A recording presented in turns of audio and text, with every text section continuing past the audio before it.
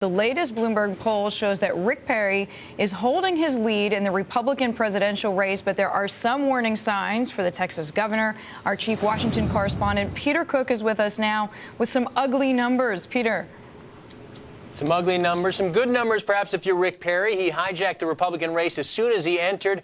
Our latest poll confirms he is still the frontrunner, at least for the moment. Among Republicans, Republican-leaning independents, Perry is the preferred choice of 26%, followed by former Massachusetts Governor Mitt Romney at 22%, Michelle Bachmann at third with 9% support, and every other Republican in the field is in single digits. The poll was conducted before the latest presidential debate, so before Rick Perry got sort of roughed up by some of his challengers over his record in Texas and his views on Social Security. Now, the poll, some of these warning signs, shows 50% of Americans don't embrace Perry's view that Social Security is a Ponzi scheme, 46% too.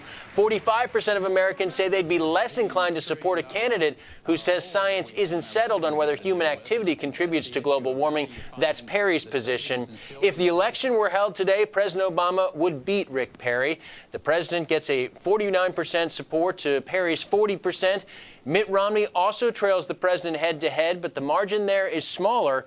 Romney was the only Republican tested in the poll who was viewed more favorably than unfavorably by all respondents, and Deirdre, that could bolster Romney's argument that ultimately he's more electable than Rick Perry. Peter, what else stood out to you in the poll?